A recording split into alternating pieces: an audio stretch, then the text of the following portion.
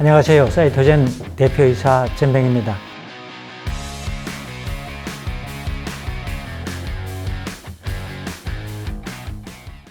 오늘 이 자리를 마련해 주신 우리 기자님들께 감사의 말씀을 드리겠습니다. 지금부터 사이토젠 소개 말씀을 드리도록 하겠습니다. 오늘 발표할 내용은 다음과 같습니다.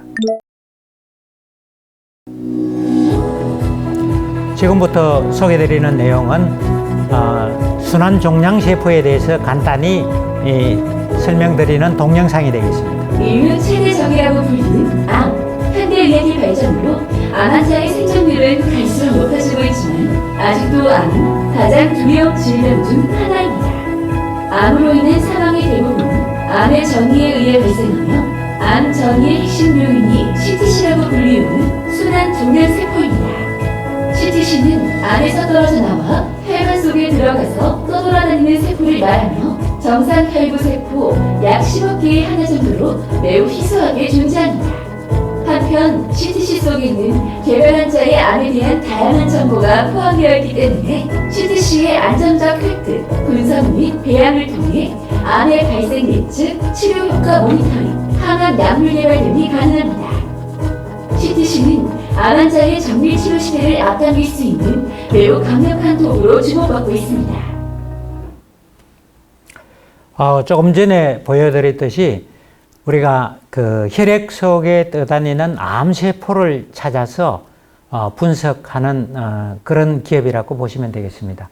간단히 설명드리자면은 CTC는 암의 전이를 발생시키는 주요 원인이라고 보시면 되겠습니다. 예를 들자면은 저희들이 대장암에서 폐로 전이가 됐을 경우에는 우리가 폐암이라고 하고요. 폐에서 대장으로 전이가 됐을 때는 우리는 이거를 폐암이라고 그럽니다. 이것이 폐암이냐 대장암이냐에 따라서 그 전이 유무와 상관없이 치료 방법은 원발암부터 정의된 것으로 치료가 시작된다고 보시면 되겠습니다. 그런데 이 CTC는 아주 개수가 희소합니다. 일반적으로 그 혈액 1cc 속에는 적혈구가 한 수십억 개, 백혈구가 수백만 개, 암세포는 1개 정도 존재하는 아주 희소한 세포입니다. 그런데 이 CTC를 사용할 경우에는 기존의 티슈 바이옵시와는 상당히 다른 편리하고 가격이 저렴하고 언제든지 사용할 수 있는 이런 장점이 있습니다. 예를 들자면은 우리가 암세포를 구해야 윤자 분석을 하고 그것을 확진을 하고 거기에 맞는 약물 처리를 하게 됩니다. 그런데 만약에 췌장암이라든지 담도암이라든지 소세포암, 전립선암 등은 티슈 바이옵시가 상당히 어렵습니다. 그렇기 때문에 이런 것들을 우리는 난치암이라고도 이야기합니다.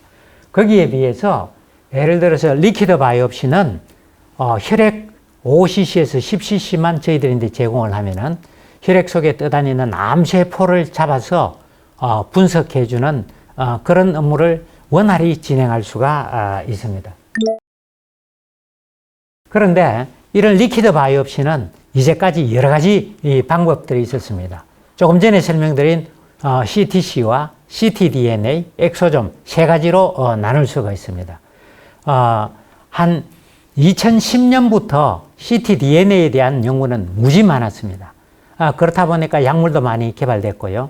그래서 그 당시에는 우리가 항암제를 뭐라고 했느냐 하면은 DNA 타겟티드 세라피라고 했습니다. 뭐 이레사나 타세바 같은 게 그 대표적인 경우가 되겠죠. 그죠? 그러다가 2015년부터 면역 치료제라는 치료제가 새로 우리가 허가를 받아서 적용하게 됐습니다. 이 면역 치료제를 확인하는 방법은 세포의 스테이닝을 하게 되는데 염색을 하게 되는데 그때부터 시작해서 면역 치료제가 뜨기 시작을 했죠. 그 면역 치료제의 진단 방법은 프로테인 레벨이 되겠습니다. 그런데 그 다음에 코비드가 생기면서 우리가 많은 인원들이 코비드에 감염이 되고 그러다 보니까 RNA 레벨에서 약이 개발됐습니다. 그게 모더나인데요. 통상적으로 하나의 약물이 DNA, RNA, 프로테인으로 넘어가면서 변화될 때마다 한 수천만 명 정도의 임상이 필요했습니다. 그런데 재미있게도 이 코비드로 인해 가지고 수천만 명의 환자들이 있어가지고 그거를 진단하는 RNA 레벨에서 진단하고 다시 치료하는 그런 약물이 대두된 거죠. 그래서 요즘에는 핫한 게 뭐냐면은 ADC, 다음에 RNA 타겟티드 세라피. 그 미래는 이제 RNA 타겟티드 세라피가 됐고요. 그 다음에는 셀 세라피, 다음에는 캔서 백신이 있습니다. 그런데 재밌게도 이 네 가지 세라피는 다 뭐가 필요하느냐 하면은 세포가 필요합니다. 세포 진단이 필요한 거죠. 그러다 보니까 DNA 레벨에서 진단해오던 기업들은 다 어려워졌어요. 다 어려워졌는데 한 개를 제외하고는 회사가 다 어려워졌어. 진단하는 회사. 그 한 개가 누구냐면은 우리 MRD를 하고 있는 그 회사가 뭐죠? 그거 나테라. 나테라만 괜찮고요. 그거에 1등 하던 가든테일스도 어려워져 가지고 옛날보다 주가가 한 80% 떨어졌고요. 기타 등등 전 세계에서 DNA 레벨에서 진단을 하는 회사들은 다 어려워졌어. 23andMe는 부도 처리됐죠. 그죠? 그런 식으로 됐고, 국내에서도 보면은 이와 관련돼가 있는 DNA를 이용한 진단 회사들은 활용도는 높으나, 이제까지 활용도는 높다는 거는 잘 해왔다 이런 뜻입니다. 하지만은 주가적인 차원에서 보면은 그렇게 높지는 않은 것 같아요. 초기보다는 아주 많이 떨어져 있다. 그렇게 생각이 되고요. 다음에 엑소점 같은 경우에는 우리가 세포에서 나온 분비물이다. 쉽게 생각을 하면 그렇습니다. 이 세포에서 나온 분비물은 유래를 알 수가 없기 때문에 실제 사용하기에는 다소의 시간이 더 필요하다. 연구기간이 더 필요하다고 보시면 되겠습니다. 그런데요, 우리가 혈액에서 이제까지 CTC를 잡는다는 게 무지 어려웠습니다. 그런데 우리가 이거를 원활하게 잡을 수 있었던 것은 한 가지 이유가 있습니다. 우리나라는요, 이 세계에서 가장 유명한 반도체 공정 기술을 보유하고 있는 나라입니다. 그러니까 가장 정밀하고 가장 대량 생산을 할 수 있는 공정이 있기 때문입니다. 예를 들자면 이런 공정을 가진 나라는 미국, 일본, 대만, 한국 정도라고 보시면 되고요. 매스 프로덕션을 할 수 있는 우리가 팩토리를 가지고 있는 것은 일본과 대만, 한국이 유일하다. 그렇게 보시면 되겠습니다. 그래서 저희들은 이거를 10억 개 중에 한 개를 잡아내는 확률이 90% 이상이다.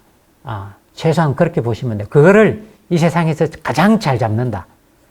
그러면은 다른 데도 잡는 곳이 있는데 왜 사이토젠인가 하는 얘기입니다. 이 사이토젠은 살아있는 채로 잡기 때문입니다.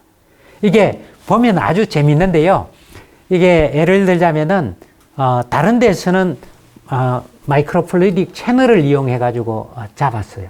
그런데 우리가 이렇게 잡아보니까 데미지가 있어 가지고 컬처가 안 되는 겁니다. 그래서 우리는 이 세상에 가장 좋은 균일한 힘이라는 게 뭐냐면 중력이라는 게 있다. 그죠? 우리는 중력을 받고 있지만은 하나의 데미지도 받지 않는다. 그래서 이거는 중력 상태에서 외력을 가하지 않고 그냥 암세포를 걸러내는 그런 장치를 개발해 가지고 적용 중에 있습니다. 시간은 다른 회사들이 잡아내는 것보다요 한 10분의 1 정도 되고요. 효율은 훨씬 높습니다. 그런 디바이스를 개발해서 적용 중에 있습니다. 예를 들자면은 정밀 치료라는 것은 이렇습니다. 여기에 뭐라 그러나 사진이 한 장이 빠졌는데 여기 보시면은 원래 약이 진단을 받으면은 이렇습니다. 한 사람이 진단을 받고 나서 봤더니 암세포가 이래 여러 가지가 있습니다. 암세포의 색깔은 바로 암세포의 유전자의 변이가 이래 다른 놈이 이래 있습니다. 그러면은 이때 당시에 혈액에서 암세포를 분석하고 그 다음에 어떻게 하느냐 하면은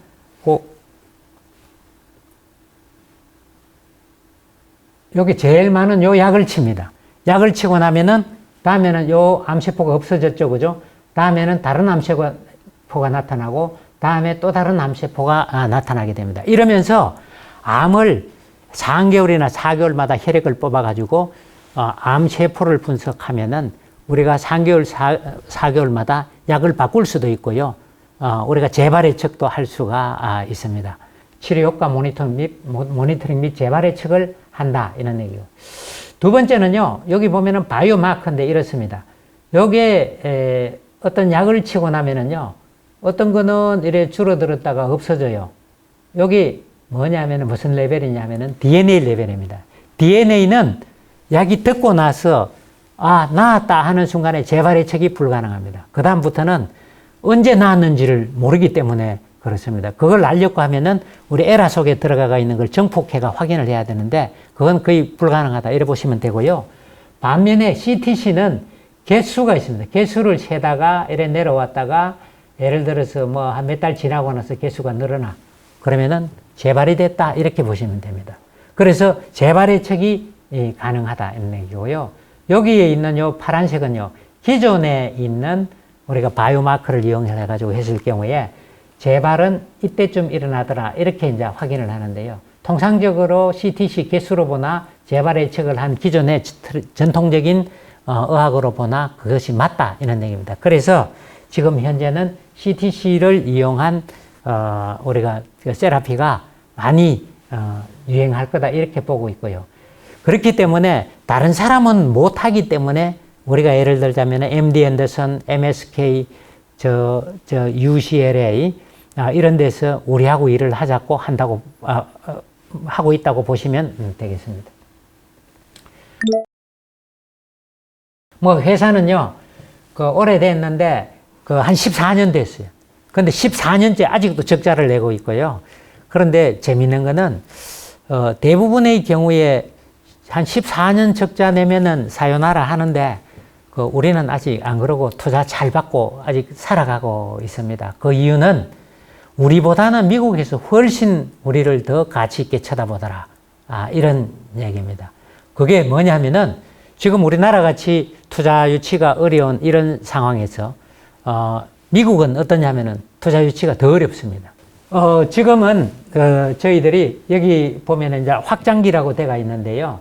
확장기라고 하는 거는 뭐냐면은 지금 현재 지난해에 클리어랩을 오퍼레이션 하고 있고요.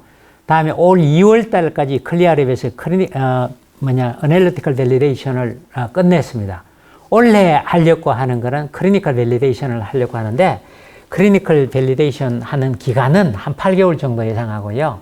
그게 끝나고 나면은 저희 클리어랩에서는 6개의 보험사가 연결이 되어 있습니다. 그러면 보험 적용을 할 수가 있을 겁니다. 한국보다는 훨씬 빨리 진행이 되겠죠. 그죠?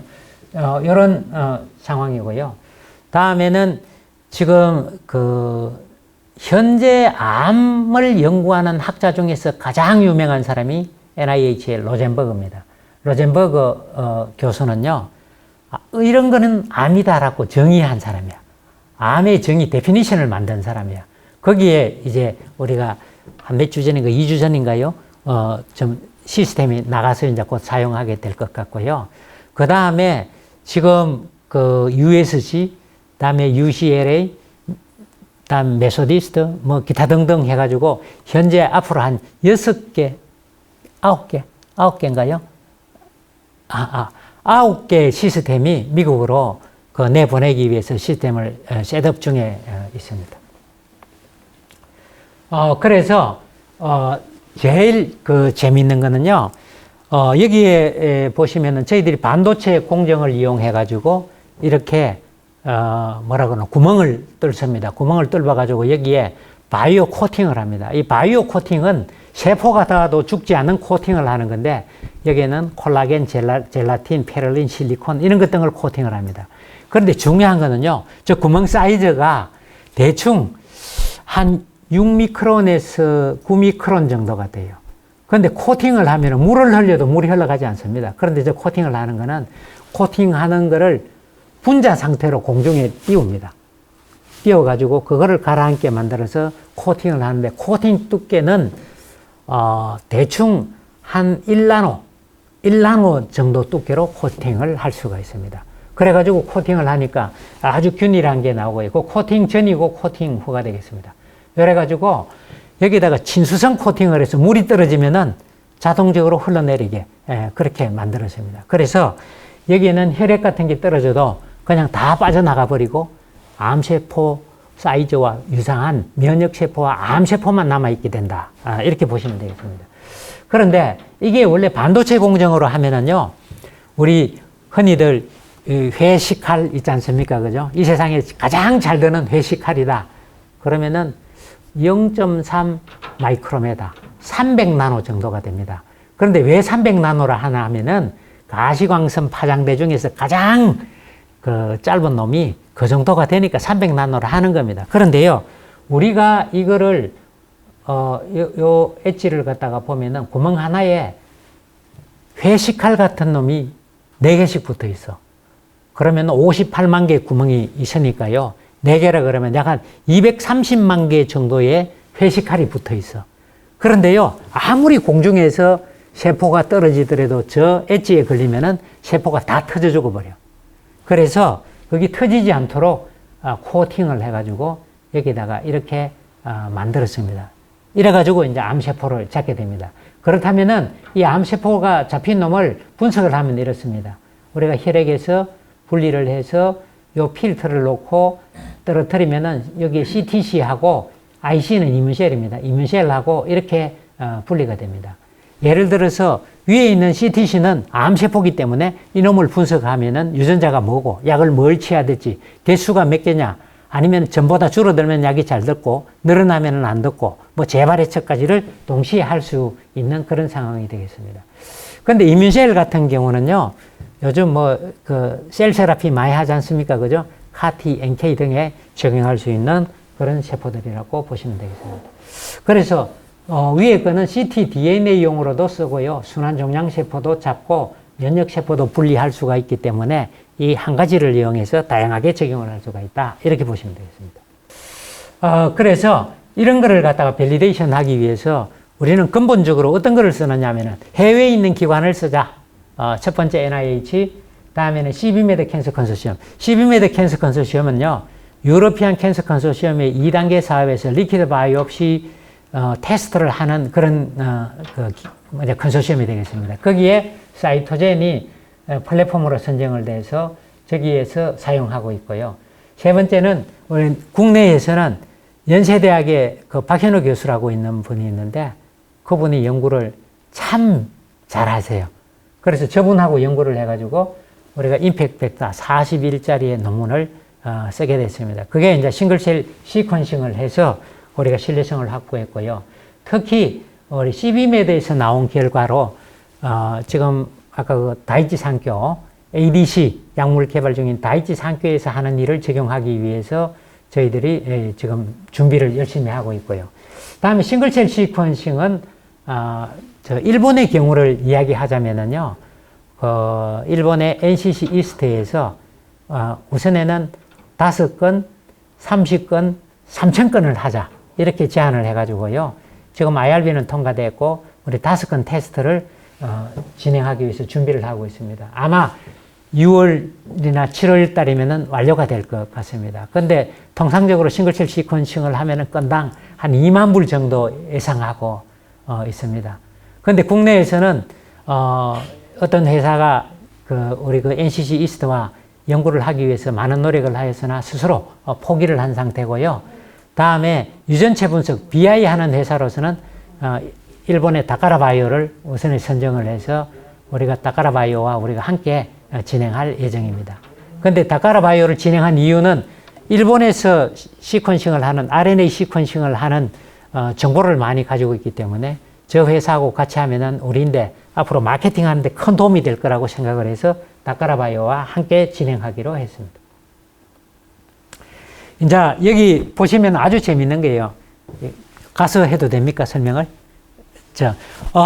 여기에 보시면은 우리가 일반적으로 암 환자가 있으면은 일단 환자의 샘플을 채취를 하게 됩니다. 환자 샘플을 채취를 하게 되면은 여기에서 우리가 혈액으로 이용하든 티슈를 이용하든 그 둘 중에 하나입니다. 똑같이 우리가 진행하는 것은 단백질 레벨, IHC, PCR, NGS, 홀지놈 시퀀싱, 싱글셀 RNA 시퀀싱을 진행합니다.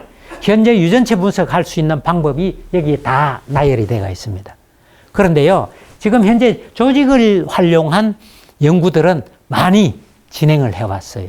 그런데 우리가 이걸 CTC를 이용해서 활용을 해가 성공을 했습니다. 그러면 어떤 일이 생기느냐 하면은요, 예를 들어서 췌장암, 담도암, 난소암, 전립선암, 더더군다나 소세포암, 뇌암 이것들은요, 티슈 바이옵시가 불가능합니다. 티슈 바이옵시가 불가능하다는 얘기는 약을 쳐도 모니터링 하기가 쉽지 않다. CT나 MRI 외에는 안 된다. 이렇게 보시면 돼요. 그런데 여기에 우리가 리퀴드 바이옵시를 쓰면은요, 우리는 시리얼 바이옵시가 가능하다.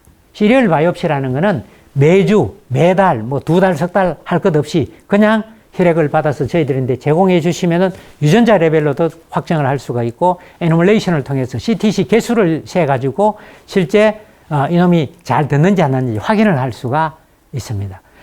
이럴 경우에는 환자에게는 잘 듣는 약을 선정하는데 아주 용이하게 적용을 할 수가 있을 겁니다. 이래가지고 만약에 적정한 항암제를 찾으면은 당연히 우리가 여기에 맞는 약을 찾으면 되고, 약이 없는 환자들은 어떻게 하느냐 하면은 이거를 살아있는 CTC를 잡았기 때문에 이놈을 오가노이드 컬처를 합니다. 3차원 배양을 통해 가지고 거기에 적합한 약물을 선정하는데 사용하도록 그렇게 적용을 하고 있습니다. 요 보시면은 항암제 선정에서 약을 잘 듣는 환자들은 바이오마커를 찾아가지고 바로 적용을 하는데요. 바이오마커를 찾아가 적용하는 방법이 DNA 레벨, RNA 레벨, 프로테인 레벨 다 된다. 그런데 이제까지는 아까 DNA 레벨에 분석을 해가지고는 항암제를 선정하는데 제한이 된다고 말씀드렸던 이유가 뭐냐면은 DNA만 하기 때문이다. RNA 레벨의 약물로 가면은요, 퓨전진이라든지 이런 거는 RNA 레벨입니다. RNA 레벨에서 약물은 어떻게 돼가 있느냐 하면은 우리가 셀을 깨는 순간에 1시간 반 만에 RNA가 다 없어져 버립니다. 그러면은 우리가 ARV7이라든지 뭐 예를 들어서 기타 등등 많아요. 그죠? 그런 퓨전진들은 약물을 칠 수가 없습니다. 그리고 예를 들어서 프로전 샘플, 티슈 바이옵시로 프로전 샘플을 가지고 진행을 했을 경우에도 찾아내기가 쉽지가 않습니다. 그래서 우리는 RNA 레벨에서 하는 우리가 그 디텍션 하는 연구들은 너무 잘한다. 너무 잘한다. 이렇게 보시면 되고요. 그 사례 중에 하나가 전립선암에서 ARV7을 찾아가지고 약물을 선정하는 것도 있고요. 또 다른 하나는 그 아주 재미있는 그 레벨이 있는데요. 우리가 흔히들 KRAS라는 뮤테이션이 있는 환자, 대장암이나 담도암이나 췌장암이나 폐암에서 KRAS 약이 있어요. 암젠에서 만든 약이 있는데 거기에 리스판더가 한 20% 나옵니다. 그러면은 2억 5천이나 들여가지고 약물을 쳤는데 20%만 약이 듣고 80%는 안 듣는 거예요. 그런데 막 치고 있어. 거꾸로 보면 80%는 안 듣는데 2억 5천을 주고 있다. 이렇게 보면 되겠습니다. 그죠? 이게 도대체 말이 안 되는 거야. 그래서 우리가 MSK를 방문했을 때 MSK의 어떤 학자가 그랬어요. 야, 너 KRAS 종류가 몇 가지인 줄 아냐? 모른다. 그러니까 20몇 가지가 된대. 일단 그까지 팩터가 되고요. 두 번째가 일본에는 제일 좋은 병원이 NCC입니다.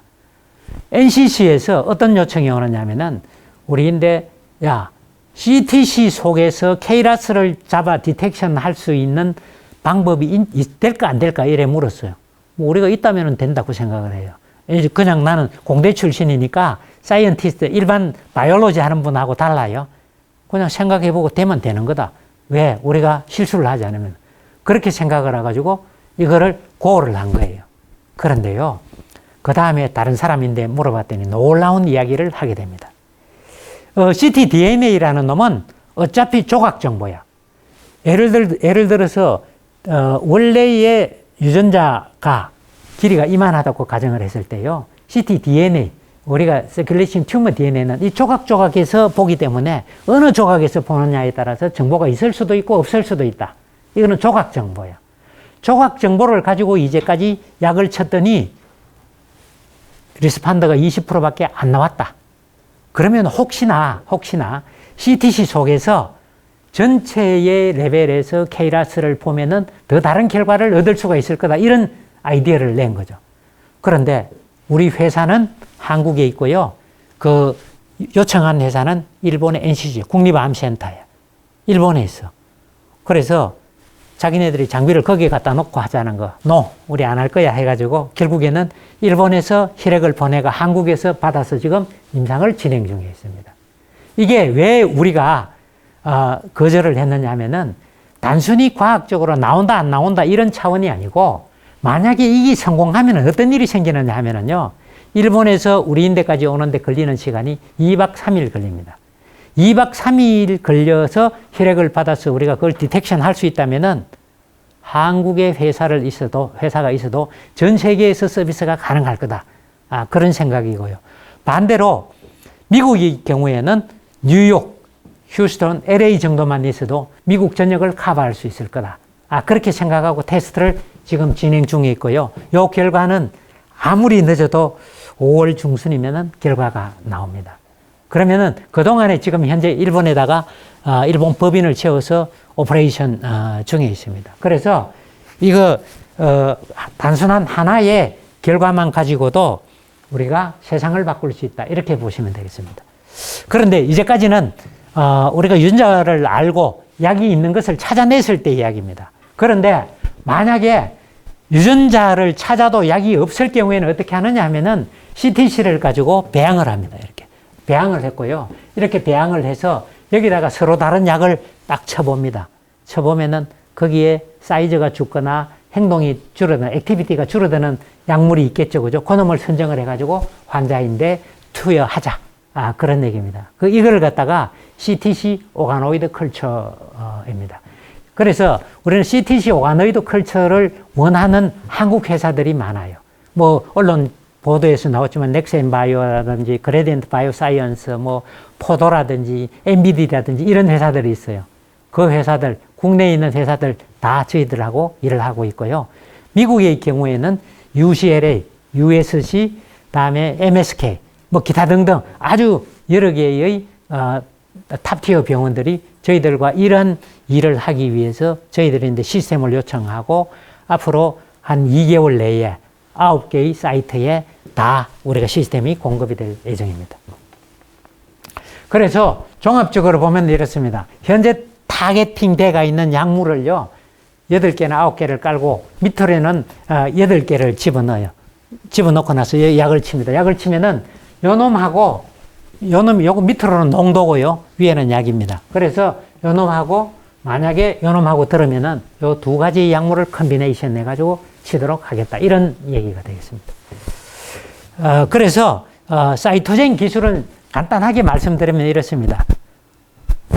전이가 된 환자, 저희들인데 혈액을 한 10cc를 제공해 주면은 우리가 거기서 CTC를 잡아서 유전자 분석을 하고 타겟이 있으면, 약물이 있으면 그놈을 약을 칠 거고, 없으면은 한 10cc 더 받아서 다시 살아있는 CTC를 잡아서 배양을 한 다음에 거기다가 오가노이드 컬처된 약물을 가지고 투여를 할 거다. 그러면은 어떤 환자든 다 우리가 행복하게 해드릴 수 있다. 그런 생각으로 운영을 하고 있습니다. 만약에 지금 요즘에 이제 가장 각광을 받고 있는 내용이 뭐냐면 이렇습니다. 현재까지 알려진 암의 타겟은, 약물은 타겟이 한 700여 개 되는데요. 그 중에서 한 500가지 정도가 약물이 개발 중이거나 개발되었습니다. 그런데요, 현재 임상에 들어가 있는 항암제의 개수는 약 8,000개가 됩니다. 그 중에서요, 5,500개는 전부 다 콤보를 하고 있고요. 2,500개는 모노를 하고 있어요. 모노 중에서 first in class가 5% 정도 됩니다. 5%니까 한 100개 정도가 되는 거죠. 그죠? 그러면은 내용이 어떻든 상관없이 신약 개발하는 사람들은 1, 2, 3상을 거치게 되는데, 이거에 따라서 예를 들어서 1상에서 뭐 50명, 예를 들어서 2상에는 뭐 200명, 3상에서는 1000명이라고 가정을 하시자고요. 만약에 여기에 1상에 50명이다 그러면 아이고, 그거 돈 되겠나 이런 생각을 하실지 모르겠습니다만은, 만약에 어떤 특정한 바이오마커가 10%가 있다면은 50명을 선정하기 위해서는 500명을 검사를 해야 됩니다. 그러면 500명은 다 저희들인데 의뢰를 해야 되겠죠. 그죠? 그런 식이라고 보시면 되겠습니다. 그래서 통상적으로 N수 곱하기 10에서 20 하면은 우리인데 서비스를 의뢰해야 될 건수다. 이렇게 보시면 되겠고요. 두 번째는 최근에 그 한국분 중에 LG 생명과학인가요? LG 화학에서 바이오 사업부에서 어떤 임원 한 분이 이런 세미나를 통해서 이런 얘기를 하셨어요. 현재까지 나온 바이오마커는 다 약물 개발 중이다. 이제는 약물 개발을 해서 first in class를 만들려고 하면은 뭘 해야 되느냐 하면은 바이오마커를 찾지 않으면 안 된다. 그런 얘기입니다. 그래서 지금 바이오마커를 찾으려면은 우리가 CTC에서 잡아가지고 싱글셀 시퀀싱을 하면 된다. 이런 얘기입니다. 그래서 국내에서 저희들인데 싱글셀 시퀀싱을 의뢰한 곳이 많아요. 앞으로는 그게 주력이 될 것 같습니다. 물론 MSK나 MD 앤더슨, 다음에 USC, 기타 등등에서 많이 요청이 들어오고 있습니다. 그 다음에는 아까 환자 실렉션 하는 거 말씀드렸죠, 그죠?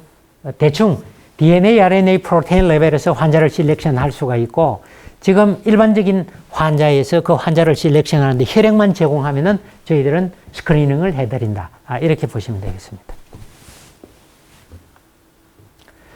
여기서 더 재밌는 내용은요, 우리가 티슈는요, 수술해가 한번 뜯어내버리면은 다시 못 구해. 그리고 다음에 재발할 때는 하도 다발성으로 일어나기 때문에 위치마다 결과가 다릅니다. 그래서 참 찾기가 힘드는데요. CTC는 통상적으로 저희들은 어떻게 하느냐 하면은 4주마다, 8주마다, 12주마다 정해놓은 대로 혈액을 뽑아가 제공을 하기 때문에 항상 할 수가 있다. 그래서 여기서 CTC가 가장 좋은 방법, 리퀴드 바이옵시가 제일 쉬운 방법은 시리얼 바이옵시를 통해 가지고 재발이나 치료 효과 모니터링을 할 수가 있다. 이런 게 아주 좋은 강점이라고 할 수가 있겠습니다.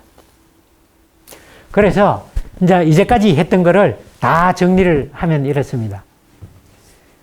사이토젠에서 만든 플랫폼으로 CTC를 잡아서 PCR인 경우에는 저희들은 로슈 코바스 시스템 패널을 쓰고요. NGS는 서모피쉬 아이언 토론토 장비를 쓰고요. 다음에는 홀제놈 시퀀싱은 일루미나, 다음에는 싱글셀 시퀀싱은 10X, 제노믹스, CDX, 기타 등등 이런 걸 하는데, 제일 중요한 거는 뭐냐면은 사이토젠은 CTC만 잡아서 기존에 사용됐던 허가받은 시스템이나 플랫폼에 집어넣기만 하면 결과가 나온다. 지금 현재 그런 수준에 지금 도달해 있습니다. 그렇다면은 이런 예를 들어서 분석 서비스가 있고요. 다음에는 RU, 흔히들 이야기하는 연구 관련되는 것도 많고요. 파마, 병원이나 바이오텍들의 지금의 서비스를 제공을 하고 있습니다. 지금 저희들이 이렇게 타겟팅하고 있는 거는 아까 말씀드렸듯이 우리가 여러 사람들하고 만나보니까 어떻게 하면은 비즈니스가 되고 어떻게 하면 비즈니스가 안 되냐 하면은요, 진짜 서양인들하고 하면은 비즈니스가 돼요. 근데 동양인들하고 하면은 성공률이 너무 낮아요. 그래서 이걸 성공하는 방법은 예를 들어서 유대인이라든지 기타 등등 그런 분들 있잖아요. 그죠? 그런 분들을 위주로 해서 저희들이 비즈니스를 진행하고 있습니다. 다음에 우리가 일본입니다. 일본은요, 세계 시장에 약 한 10%, 11%를 차지하고 있고요. 미국은 암 시장의 46%를 차지하고 있는 제일 큰 나라입니다. 단일 국가로 따지면 일본이 두 번째인데요. 아주 다행스럽게도 우리가 일본의 1등 하는 회사, 국립암센터와 케이라스 관련 임상을 진행 중에 있고요. 두 번째는 JFCR. 이게 이제 두 번째 큰 병원입니다. JFCR에서는요, 아까 폐암에서 CTC를 잡아서 오가노이드 컬처를 하고 있고요. 와카야마 대학 같은 경우에는 이렇습니다. 미국에서 캔서 문샷 프로젝트를 하면서 리퀴드 바이옵시를 했는데요. ctDNA 레벨에서 많이 했어요. 그런데 ctDNA 한 회사들이 다 어려워졌어. 그 이유가 뭐냐면은 ctDNA가 쉽게 되니까요, 병원마다 다 클리어 레벨 가지고 거기서 자체 서비스를 하게 됐습니다. 그러니까 아주 중소병원만 서비스를 하게 된 거죠. 그러니까요, 그 세계에서 한 두 번째 큰 회사가 서비스를 안 하고 앞으로는 키트만 팔기로 했어요. 지금 다 접고 있다. 그렇게 남아있는 회사들이 상당히 어려운 처지가 됐는데요. 이 와카야마 대학은 CTC를 했던 PI였는데, 실패를 했어. 실패를 했는데, 최근에 와서 우리 거를 보고 새로 하자 해서 지금 이제 임상 준비를 하고 있고요. 현재는 IRB가 통과돼가지고 이제 저희들이 4월 초부터 아마 임상을 할 것 같습니다. 그런데 재밌는 거는요, 이 와카야마 대학에서 펀딩을 할 회사가요, 면역치료제 파이프라인을 20개 이상 가진 일본의 회사입니다. 만약에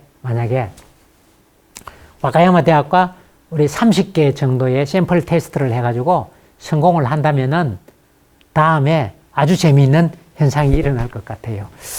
그래서 우리가 지금 와카야마 대학 있고 기타 등등 이래 많은 회사들과 하고 있고요. 다음에는 항암제 하면은 일본에서 제일 큰 회사가 다이치 산코입니다. ADC 되겠죠, 그죠? ADC는 초기에는 저희들이 이제 부신암을 하자고 연락이 왔다가 최근에는 하나 더 추가가 돼가지고 전립선암까지 하자 해서 지금 미국에 우리가 이 전립선암 임상을 하기 위해서 환경을 조성하고 있다. 환경이라는 거는 뭐냐면은 클리어랩에서 예를 들자면 뉴욕, 다음에 보스턴, 휴스턴, 다음에 LA에 셋업을 해놓고 임상 준비를 하고 있습니다. 다음에는 다케다는 전임상, 뭐 에이자의 아스텔라스, 기타 등등 해가지고 일본과는 아주 긴밀하게 저희들이 진행을 하고 있습니다. 그 다음에는 건강검진 시장에서는 아일락이라는 회사와 우리가 현지에 어떤 그 클리닉하고 지금 우리가 진행을 하고 있는데요. 한 사람이 예를 들어 CTC와 ctDNA를 동시에 봐서 프리시즌 메디신 검진을 받으려면은 한 110만 엔 정도 금액을 받아야겠다고 해가지고 지금 인터넷에다가 올려놓은 상태입니다. 그래서 우리가 지금 이렇게 진행을 하고 있는데 아주 더 재밌는 거는 이틀 전인가? 아니다. 4일 전에요. 시마쭈라는 회사가 있는데 이 시마쭈는 뭘 하는 회사냐 하면은 프로테인 레벨에서 오믹스, 멀티오믹스 하는 회사인데 시약을 하는 회사인데 시마쭈가 자기네들이 CTC를 잘 잡는 멀티오믹스를 하는데 필요한 뭔가 필요한데 그게 CTC다 이렇게 생각을 하고 이 사람들이 유럽에 있는 큐아젠에다가 요청을 합니다. 이 세상에서 CTC를 제일 잘하는 회사가 어디냐 소개해 주세요. 그랬더니 큐아젠이 사이토젠이다 해가지고 지난주 수요일인가 목요일 날 우리가 그걸 했어요. 회의를 하고 우리 회사는 일본 동경에 있다 해가지고 앞으로 되게 잘 될 것 같아요. 베스트 인 클래스를 해가지고 해외 시장에 진출할 수 없다. 혁신이 있는 퍼스트 인 클래스를 해야 해외 시장에 진출이 가능하다. 이렇게 보시면 되겠고요. 그거를 전체적으로 맵을 이렇게 표시해 놓은 게 다음과 같습니다. 이제까지 설명드린 내용이 좀 간단하겠지만은요. 저희들이 이제까지 14년 동안 그 노하우를 쌓아 놓은 거고요. 실제 한국에서 약을 하나 팔았다, 두 개 팔았다 하는 것도 참 대단하지만은요. 진단 회사가 이런 탑티에 있는 병원들과 디스커션해서 우리 플랫폼이 거기에 탑재되고 거기서 공동 연구를 진행하고 환자에 적용할 수 있다. 이런 수준이 올 때까지는 많은 고생과 끊임없는 노력을 했습니다. 네, 발표 잘 들었습니다. 아까 언급하시는 게 싱글셀 시퀀싱만으로 이제 이 사업이 이제 앞으로 회사의 주력 매출원이 될 거다 이렇게 언급을 해주셨는데 싱글셀 시퀀싱은 그것만은 아니고요. 싱글셀 시퀀싱은 바이오마커를 찾는데 도구로서 가장 파워풀한데 현재까지는 우리가 제일 잘한다. 기술력이 제일 높다. 그걸 왜 우리가 이런 얘기를 하느냐 하면은 그 사람들은 더 높은데 필요성이 있어서 저희들인데 의뢰가 들어오니까 그렇다고 보시면 되고요. 앞으로 그쪽에도 많은 매출이 올라올 거다. 하지만 더 그거 한 거는 그것뿐만 아니라 환자 모니터링이나 약물 개발하는 거나 거기에도 많이 쓰일 것 같습니다. 그러면 올해 이제 예상 매출은 전년 대비 얼마나 좀 성장을 하실 예정으로 보시는지. 우리 상무님 3배, 4배? 네, 올해는 세 자리 목표를 생각하고 있습니다. 지난해는 30매덕 했는데요. 영업 흑자 전환 시기도. 그 정도는 안 되고, 이거는, 제 생각에는 그렇습니다. 우리가 이제 이 어려운 시기에 지난해 같은 경우에 투자를 가장 많이 받았다. 이렇게 보시면 되고요. 그러면 그 돈 뭐 하려고 받았느냐 하면 쓰려고 받았어. 쓰려고 받았고요. 오늘 이사회를 통해 가지고 98억을 또 투자 유치를 받기로 했고요. 아마 올해 내에 더 많은 투자 유치를 해서 더 세게 가야 되지 않겠냐. 그렇게 생각을 합니다. 이 흑자를 내려고 하면은 일단 투자를 중지해야 되거든요. 투자를 중지해야 감가상각비도 줄어들고 짜고 저짜고 이제 이렇게 되는데 저희들은 그럴 생각이 추후에도 없다. 그냥 계속 힘을 다해서 한쪽에서는 투자 유치를 하고 그 자금을 계속 쏟아부어서 스케일업을 하는데 그 주로 비용이 투입될 거다. 그렇게 생각을 합니다. 네, 감사합니다. 네. 네.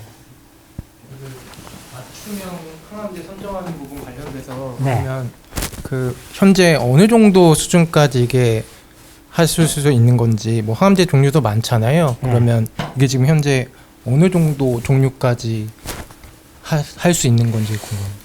그 저희들 권고하는 수준에서는요 500개 플러스죠 패널 그죠 500개라는 얘기는 바이오마커가 500개고요 바이오마커가 예를 들어서 한 개 있으면 약이 2개 있을 수도 있고 그러지 않습니까 그죠 그런데 현존하는 허가받은 약물은 거의 다 된다 이래 보시면 되겠습니다 그냥 패널 시퀀싱 하면 되니까요 그죠 그런 레벨에서는 패널 시퀀싱을 하면 될 것 같습니다 아마 올해 같은 경우를 보면은요, 첫 번째, 제일 빠른 게 이제 기술 완성도가 높은 게 싱글셀 시퀀싱이 있을 것 같고요. 두 번째, 연구 용역 있지 않습니까? 그죠? 연구 용역이 있을 것 같고. 세 번째는 우리가 플랫폼을 만들어가지고 일단 일부에는 팔고 키트도 팔고 하는 그런 게 있습니다. 예를 들자면은 CTC 분리하고 검출을 하는 요까지를 우리가 장비가 3대가 있는데요. 요거 3대 50만 불. 50만 불이고, 키트 하나에, 12개가 들어가는데 한 박스가 한 4천 불. 그렇게 생각하시면. 예. 그게 이제, 아주 복잡한데요. 예를 들자면은 우리가 병원에 예를 들어 납품을 하면은요. 그 사례가 한 가지 있어요. 파운데이션 메디신이 이제 키트를, 이제 유전체 분석하는 키트를 만들고 장비를 가지고 소프트웨어를 팔았어요. 허가를 받아가 팔았더니 소비자 가격이 1,500불, 15,000불이 되고요. 그 다음에 병원에서 받는 게 8,000불이 됐어요. 그런데요, 그거를 클리어랩에서 했더니 한 4,500불이 됐어요. 그러니까 병원에서 허가 안 받고 클리어랩에서 4,500불짜리를 가지고 서비스를 쫙 하게 됐어요. 서비스를 했더니 어떤 결과가 나오냐면은 허가받은 거 아무도 안 쓰는 거야. 왜냐하면 미국에서는 더 혁신적인 기술을 클리어랩에서 개발해가지고 적용하고 있거든요. 그래서 거기 있는 글로벌 리더가 저희한테 그랬어요. 대형 병원에 들어갈 때는 CDX, 약물 개발하는 데는 그냥 가도 되는데 그걸 하려면은 차라리 플랫폼을 제공을 하고 키트를 파는 게 방법이다. 이렇게 이야기를 한 거예요. 그러면 거기서 이제 바로 쓸 수가 있으니까. 일단, 그러면은 누구의 비즈니스하고 비슷하냐면 10X 지노믹스나 일루미나의 비즈니스 모델하고 비슷하다. 시스템을 팔고, 시약 팔고, 뭐 이런 내용이 하나가 있고요. 그런데 이게 어느 정도 규모가 돼가지고 예를 들어서 전체적으로, 예를 들어 암 환자가 한 병원에 뭐 1,000명씩 있다.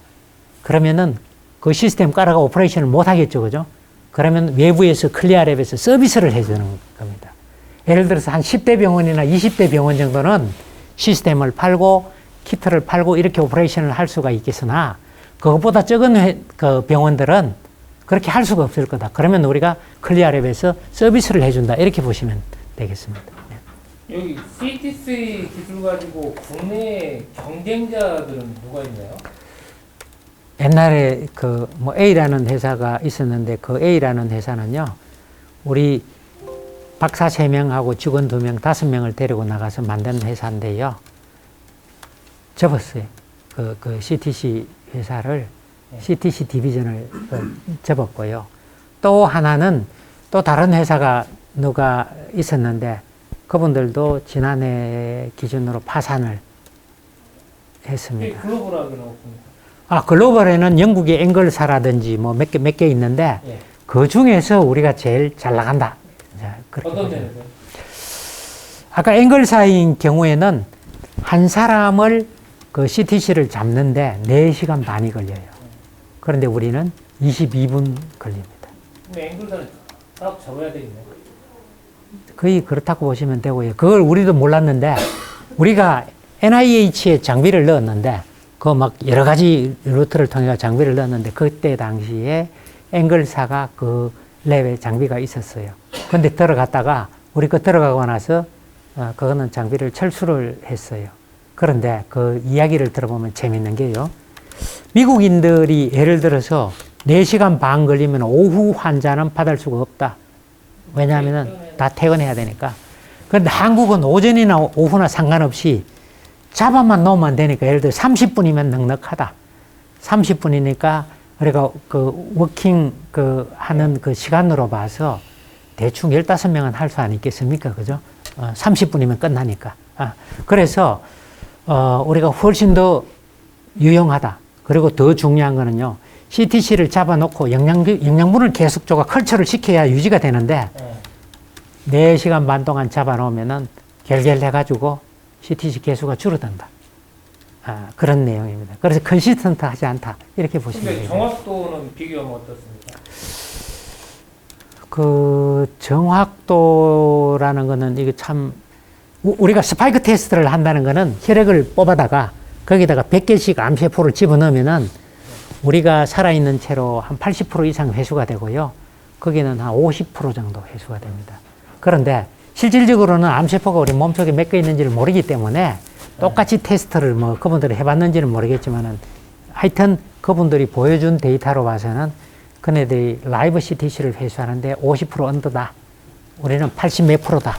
그것까지 세상 환자가 다르니까 네. 단순 비교가 안 되네요. 네. 그런데 확실한 거는 우리가 약 한 그 7, 80%도 높다. 이래 보시면 되겠습니다. 그리고 이제 이게 우리가 살아있는 CTC를 회수하는데 80% 이상이라는 거는 뭐 그러면 20%는 어떡하노 뭐 이런 생각을 할 수가 있겠습니까? 그런데 만약에 환자가 몸속에 10cc에 만약에 100개의 CTC가 있다면 7, 80%를 회수를 하면은 7, 80개가 있는 거예요. 그걸 놓치는 적은 없다. 이렇게 보시면 돼요. 그러면 그게 기존의 그 암 진단 기법하고 기술하고 비교해서 정확도는 어떻게 차이 나는 거예요? 그거는 거의 잽도 안 된다. 이래 보시면 되고요. 그런데 아니, 왜냐하면은 CT나 이런 거는요, 5mm가 하나의 픽셀이에요. 암세포가 10mm짜리가 있으면은요, 슬라이싱을 하는데 이래 내려가다가 단면 촬영을 하지 않습니까? 5mm짜리가 딱 걸리면 6mm면은 픽셀 하나가 딱 바뀌어요. 그런데요, CTC는 그런 게 많이 흩어져요. 암세포 하나하나 개수가 떠다니는 걸 셌잖아요. 그죠? 그러니까 비교할 수가 없고, 특히 더 재밌는 거는 다발성 암 같은 거 있지 않습니까? 그죠? 예를 들어서 어른들이 건강검진을 갔는데, 한 달 전에는 정상이라 했는데, 갑자기 사기라 그러더라. 그래, 그런 일 많아요. 그런 일이 많죠. 그죠? 그게 이제 다발성 소세포암이던데, 다발성이라는 얘기는 5mm짜리가 몸에 막 한 100군데 흩어져 있다가 그놈이 몇 개월 지나니까 붙은 거예요. 그러니까 갑자기 CT로 확 보여주는 거죠. 그러면은 CTC로 보면은 거기 다 나타나. 그런데 CT나 MRI는 오로지 사이즈만 보는 거죠. 제가 맨날 의사들인데 하는 얘기가 그래요. 야, 의사들은 멍청해가지고, 세상에 어떻게 바이오를 하면서 측정을 해가지고 하냐. 길이로, 최적으로 이렇게 하냐. 참 멍청한 놈들이다. 내가 맨날 그러는데. 그런데 그게 그럴 수밖에 없는 게 단면 촬영을 하는 거는요, 바이오가 아니고 물리잖아, 물리. 단층 촬영이니까. 물리적인 개념에서 그걸 가지고 억지로 바이오를 끼워 맞춘 거지, 실질적으로 우리처럼 세포를 잡아가 분석하고 어떻게 저렇게 하는 건 아니다. 그렇게 보시면 되겠습니다. 그러니까 하여튼 혁명적이라고 봐야 되겠네요. 예, 그렇습니다. 앞으로 이렇게 반드시 갈 겁니다. 우리가 3년까지만 살아 있으면은 주가가 많이 오를 것 같아요. 지금 고비입니까? 고비는 아닌데, 3년 동안 잘 유지를 한다면은, 지금처럼 이렇게 간다면은 아마 미국이 세계에서 50대 병원은 우리가 다 들어가고 안 남겠습니까? 그죠? 대단하십니다. 네.